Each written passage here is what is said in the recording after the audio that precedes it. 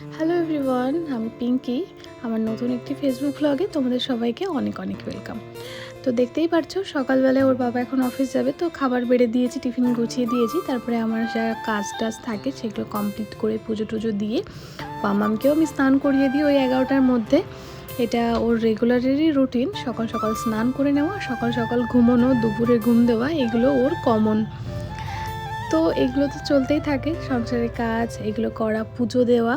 আর তোমাদের যেটা আমি বলি যে ও আমার সঙ্গে সঙ্গে সবসময় থাকে, দেখতেই পারো তোমরা সেটা ভিডিওর মাধ্যমে। তো আজকে ভাবলাম তোমাদের সাথে একটা কথা শেয়ার করি। আমি যখন ভিডিও করতাম, মানে আমার পুরো ফ্যামিলির মধ্যে আমি প্রথম সোশ্যাল মিডিয়া ইউজ করা শুরু করি, মানে আমি প্রথম ভিডিও বানানো, ছবি তোলা এগুলো ভীষণ পছন্দ করতাম।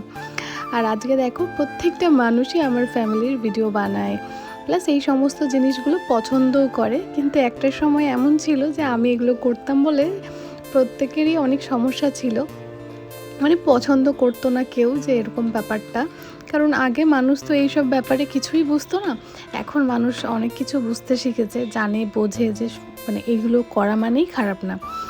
প্রত্যেকটা জিনিসের একটা ভালো আর খারাপ দিক থাকে, তো সেটাকে তুমি যেভাবে ইউজ করবে সেটা সেভাবেই কাজে লাগবে তোমার। তো এখন এই যে দেখো মামামকে খাওয়াতে বসেছি, আর ওর মধ্যে একটা টেন্ডেন্সি কাজ করে কি, এই ভাজাগুলোও একা একা খাবে, শশাগুলো একা একা খাবে, বা মাছগুলো বেছে দিলে একা একা খাবে। তারপরে মা তুমি আমায় ভাতটা খাইয়ে দাও, মানে লিকুইড খাবারটা অত সহজে হাতে খেতে চায় না, মানে যেহেতু ডাল ডাল হাতে লেগে যাবে। ও চায় কি ওগুলো ও খেয়ে নেবে, তারপর আমি ওকে খাওয়াই। আর যদি খাবারটা একটু শুকনো থাকে তাহলে কিন্তু ও খেয়ে নেয়। তো যাই হোক, যেটা বলছিলাম যে আমার ফ্যামিলিতে প্রথম আমি ভিডিও করা আরম্ভ করি। তো আমার এটা সত্যিই ভীষণ ভালো লাগে যে এখন সবাই এত আপডেটেড হয়েছে, প্রত্যেকেই এই সমস্ত জিনিসগুলোর সাথে খাপ খাইয়ে নেয়। কারণ যেমন দিন আসবে, যেমন সিচুয়েশান, যেমন যুগ, তেমন তাল মিলিয়ে চলাটাই সবার উচিত। তো আমার এই ভিডিও করা এখন সবাই পছন্দ করে, সবাই দেখে, তো আমার এই জিনিসগুলো ভীষণ ভালো লাগে। কারণ দেখো আমাদের জীবনটা তো ভীষণ ছোট, কখন কার কী হয়ে যায় কেউ জানে না। তবে এই সমস্ত জিনিসগুলো যদি তুলে রাখি, প্লাস যদি শেয়ার করি, তো এগুলো থেকে যায় সারা জীবনের জন্য। যেটা ভবিষ্যতে যদি কখনো কেউ না থাকে, যেমন আমার ভিডিওর মধ্যে আমার ঠাকুমা, আমার যারা যারা মানে আর কি ভিডিওর মধ্যে ছিল, তাদের মধ্যে কিছু মানুষকে আমি হারিয়েছি। তো তাদেরকে ইচ্ছা হলে দেখতে পারি। যেমন আগে একদিন এরকম আমার ঠাকুমার একটা ভিডিও আমার স্বাদের সময়ের সামনে চলে আসে।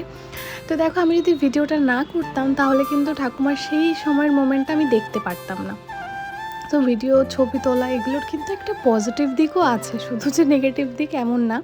এবার অনেকে মনে করে যে কাজ করতে করতে এত কিছু কী করে মানে ভিডিওটা নেওয়া সম্ভব। আসলে সব কাজ করতে করতে তো আর ভিডিও নেওয়া সম্ভব না, কিছু কিছু করার সময় হয়তো ভিডিওটা নেওয়া সম্ভব হয়, তবে সেটাও মাঝে মাঝে মনে থাকে না। কিন্তু সবথেকে যেটা কষ্টের সেটা হচ্ছে ভিডিওটা এডিট করা। তো এই যে মামামকে বিকালবেলায় টিফিন করাচ্ছি, চুল টুল বেঁধে দিই, কারণ ও চুলটা কাটতেই চায় না, ওর চুলটা অনেকটাই বড়। ও চায় যে চুলটা একদম একটা বাঁধবে, ও ক্লিপ লাগাতে খুব পছন্দ করে, চুল বাঁধতে ভীষণ পছন্দ করে।